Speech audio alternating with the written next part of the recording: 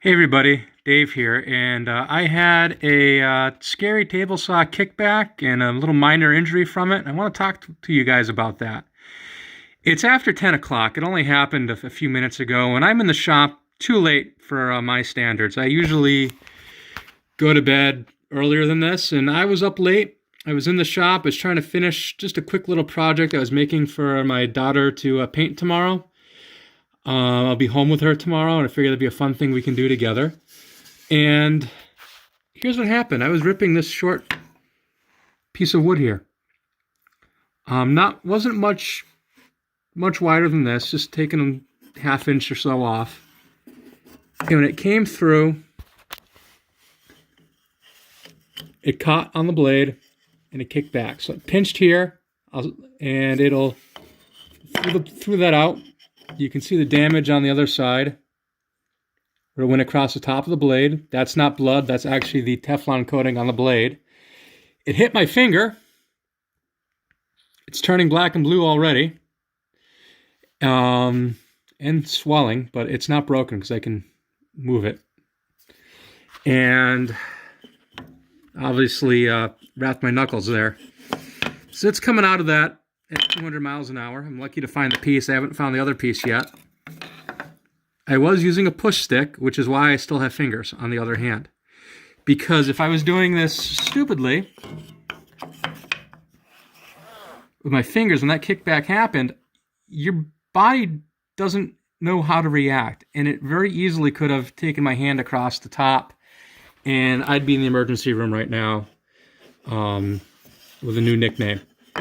And I'll put a link to a really good video on YouTube about how kickback happens, what kickback is, better than I could ever describe it. And he's got a demonstration in the video here. So, why did this kickback happen?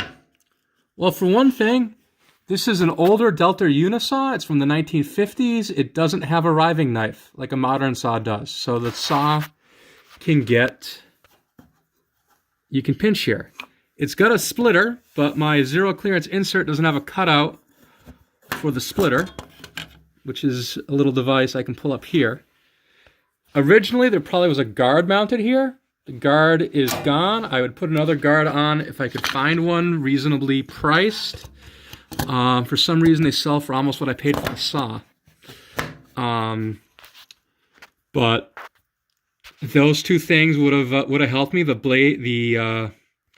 Actually, the splitter wouldn't have helped me because this piece is so short that I just would have had the splitter hitting it, but it still could have kicked back.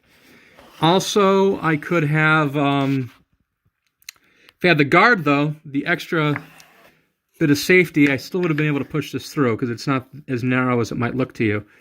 Thing with guards is sometimes for some cuts you have to take them off. But a guard probably would have prevented, if my hand coming in here, probably wouldn't have prevented the piece from hitting me if it did kick back. But guards are nice, because if I was doing something dumb like pushing a thin piece through, it would have kept my hand away from the blade. So I think guards are just fine, even though I don't have one.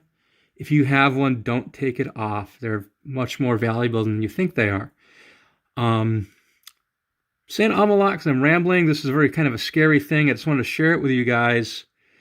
And the irony is, Johnny Cash's song Hurt was playing when this happened. So it could have been a lot worse. I'm actually going to save this offcut and tack it up on my wall as a reminder. And I'll mention, this is only the second real through-cut kickback I've ever had in my life. And the first one did send me to the emergency room. I was pushing a piece through using two hands.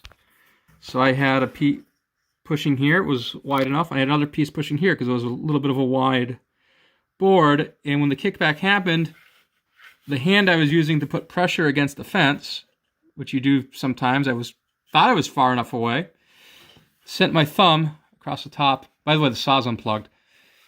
Across the top, just like that. And I had... a real nasty scar, and I'm missing part of my thumb. A little chunk of skin is gone and will never be back. So just be careful. woodworking can be a dangerous way to spend a couple hours. It's fun, it's rewarding, but you got to watch what you're doing. And that's that. So thanks, everybody. Have a great day and be safe.